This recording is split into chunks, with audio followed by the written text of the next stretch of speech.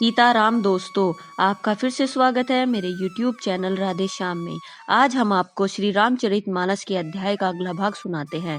सुनाने से पहले मेरी आप सबसे विनती है कि आप सब मेरे चैनल को सब्सक्राइब, लाइक और शेयर करना ना भूलें। तो चलो आइए शुरू करते हैं। आज की राम कथा प्रारंभ करते हैं। जय श्री राम। पवन तयन के वचन सुनी बिहसी राम सुजान। दक्षिण दिशि अवलोकी प्रभु बोले कृपा निधान। पवन पुत्र हनुमान के वचन सुनकर सुजान रामचंद्र जी हंसे। फिर दक्षिण की ओर देखकर कृपा निधान प्रभु बोले, देखो वीक्षण दक्षिण आशा, घन घमंड दामनि बिलासा। मधुर मधुर गरजई घन घोरा, होई वृष्टि जनि उपल कठोरा। हे विवीक्षण, दक्षिण दिशा की ओर देखो, बादल कैसा घुमड़ रहा है और बिजली चमक रही है। भयानक बादल मीठे मीठे हल्के हल्के स्वर से गरज रहे हैं, कहीं कठोर ओलों की वर्षा न हो। कहते विभीषण सुनहु कृपाला, होई न तड़ित न बारिद बाला। लंका शिखर ऊपर अंगारा, तह दस कंदर देखिया खारा।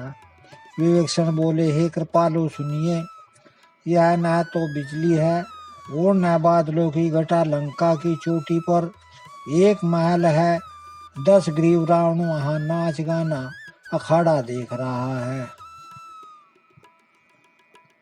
छत्र में डंबर सिरधारी, सोई जनु जलद घट अतिकारी।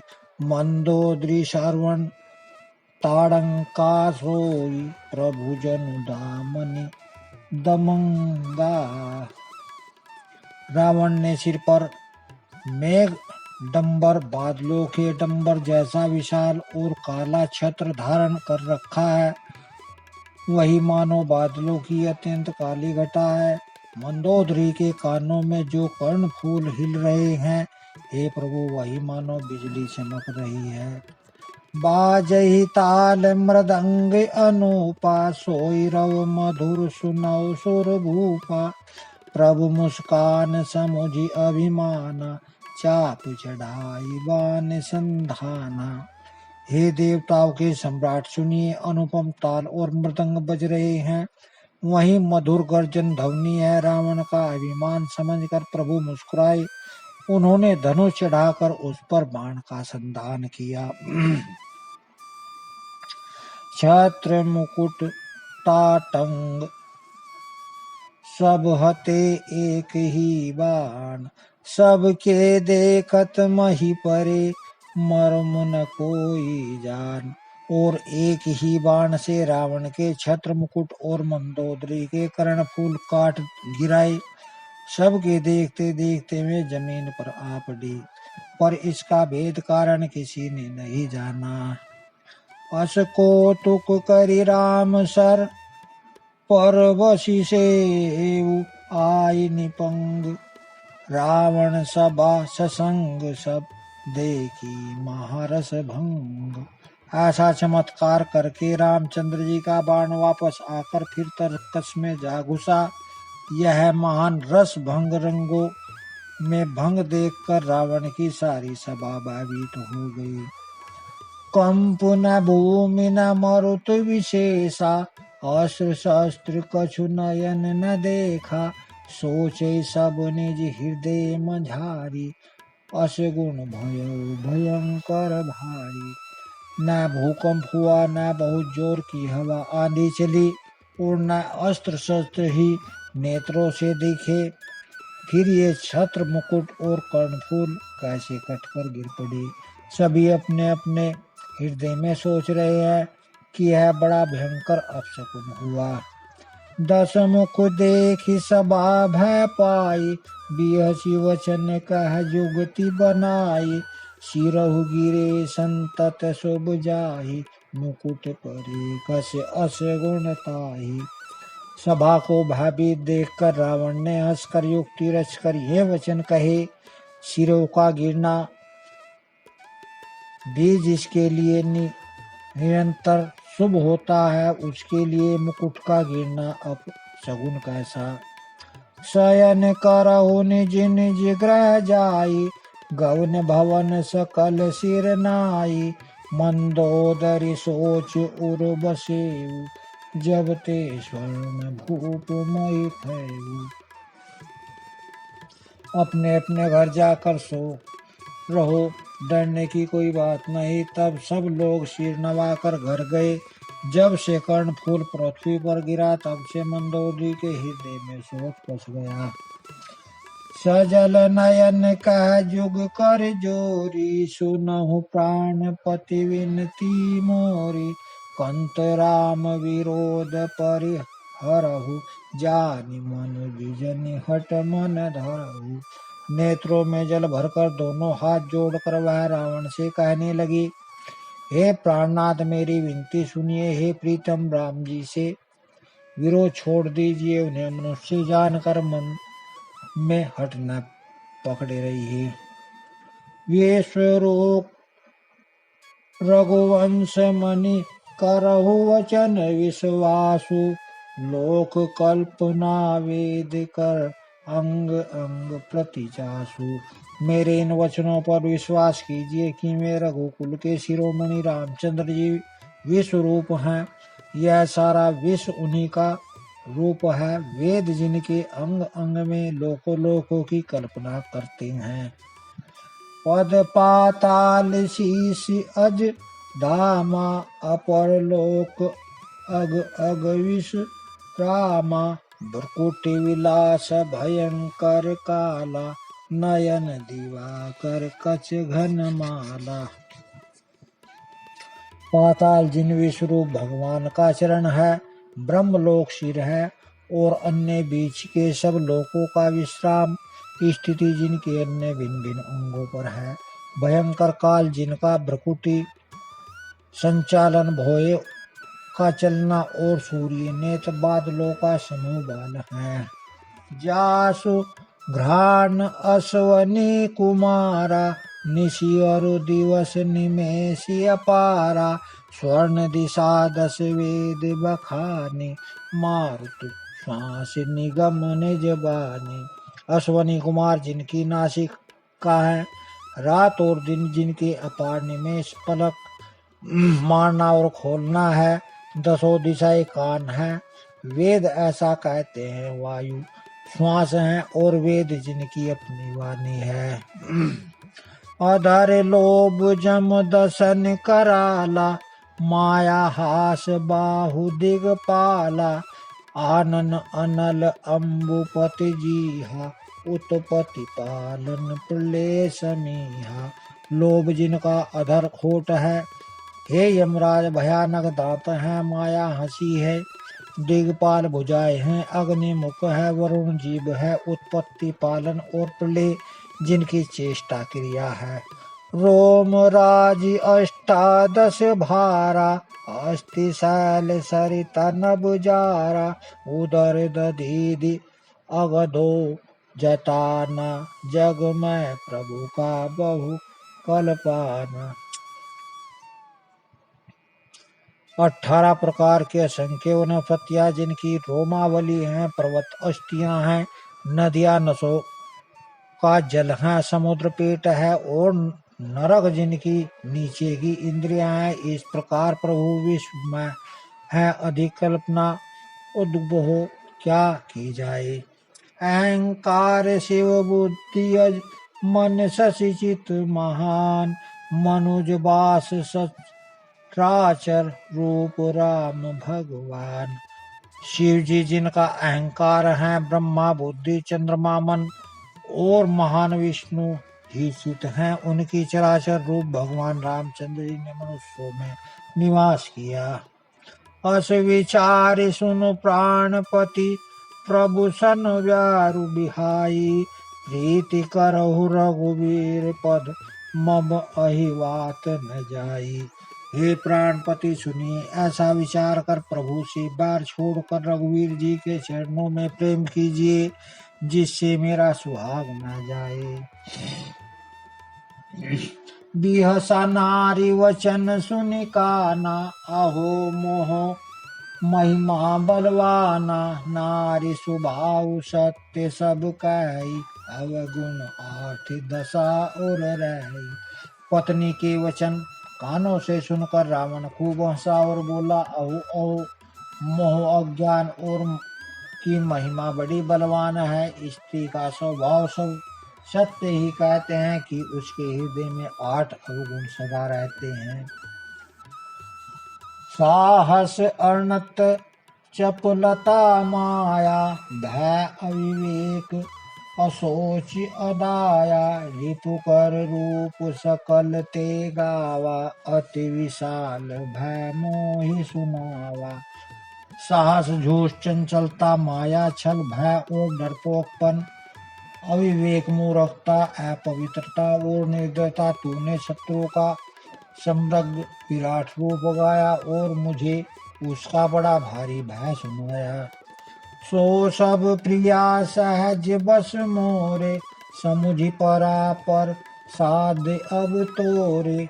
जानिउ प्रिया तोरी चतुराई, एहि विधि कहु मोरी प्रभुताई। हे प्रिय वह सब यह चराचर वे सुख तो स्वभाव से ही मेरे वश में है। तेरी कृपा से मुझे यह अब समझ पड़ा।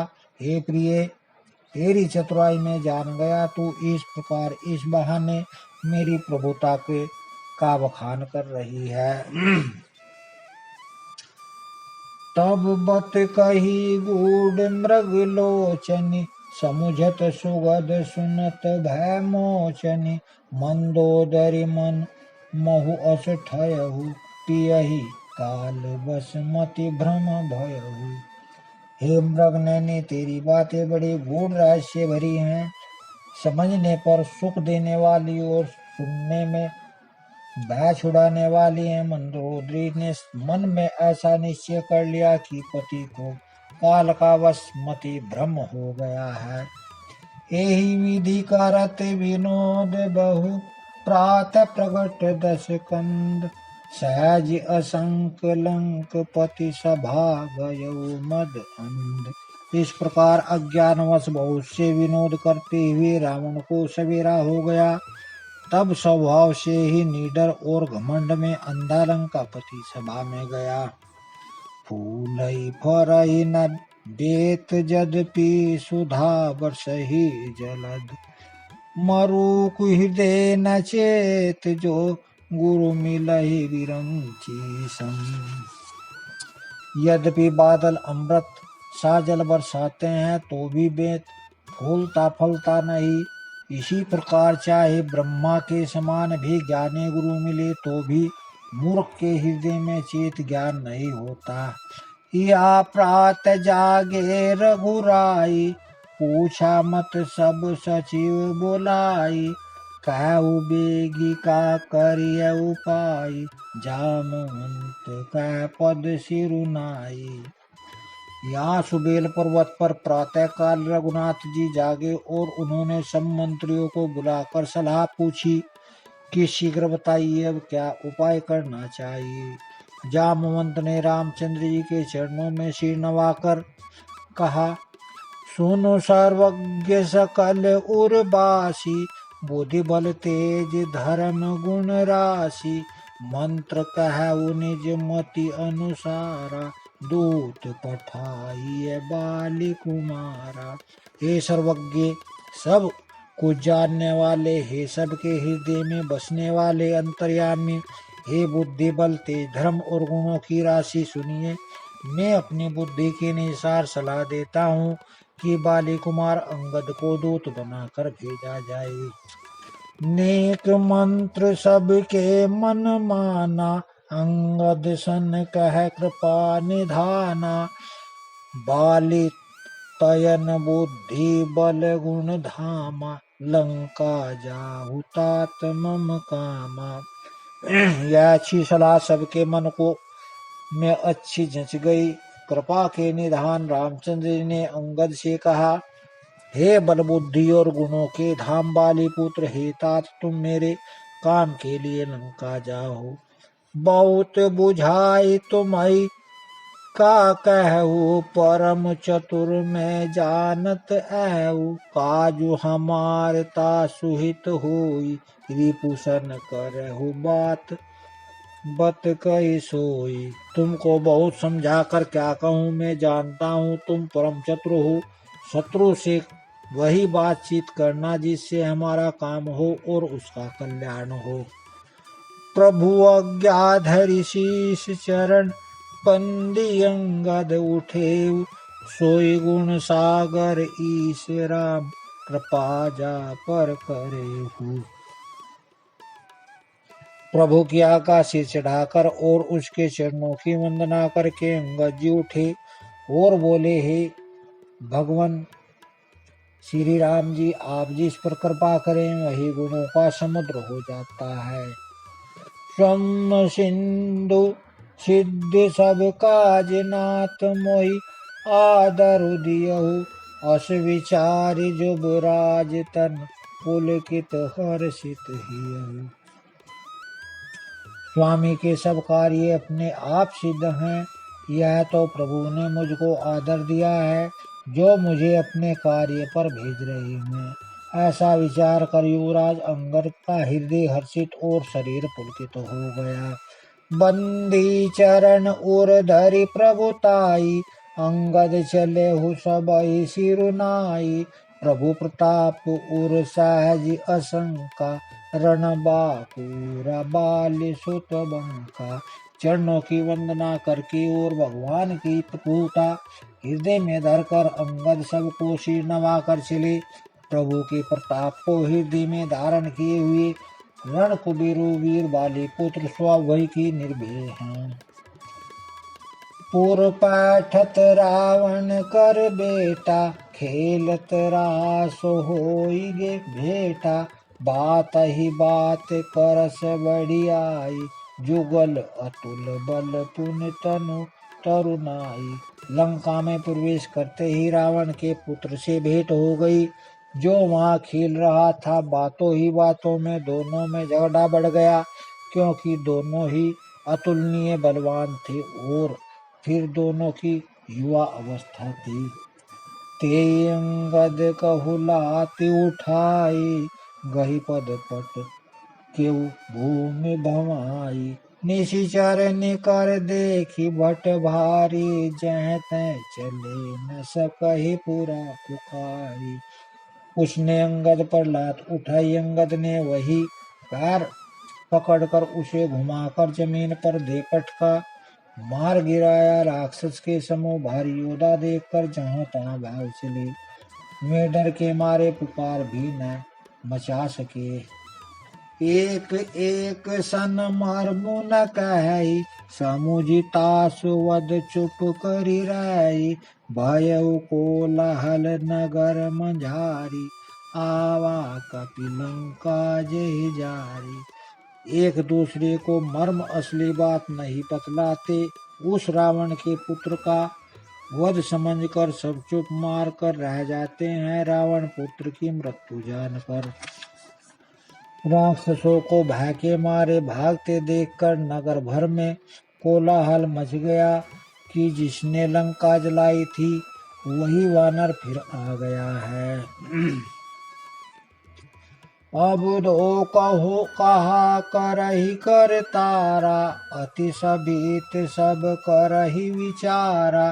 बिन पूछे भगु देहि दिखाई, जेहि बिलोक सोई जाई सुखाई।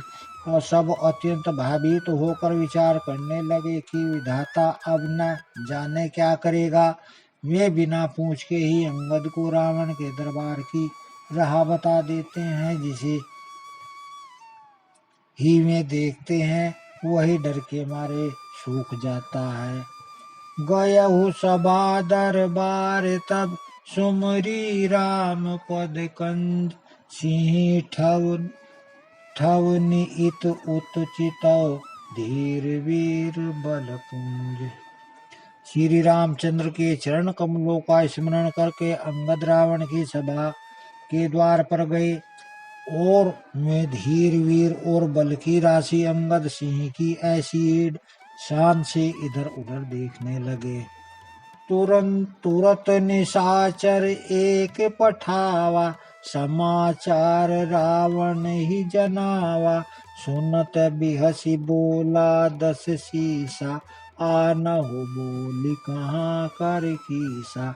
तुरंत ही उन्होंने एक राक्षस को भेजा और रावण को अपने आने का समाचार सूचित किया। सुनते ही रावण हंसकर बोला, बुला लाओ देखें कहाँ का बंदर है। आज की राम कथा को यहीं विश्राम देते हैं। जय श्री राम। अगर आपको मेरी वीडियो अच्छी लगी तो बेल आइकन दबाना ना भूलें ताकि आपको मेरे आने वाली वीडियोस का नोटिफिकेशन मिलता रहे। धन्यवाद। जय श्री राम।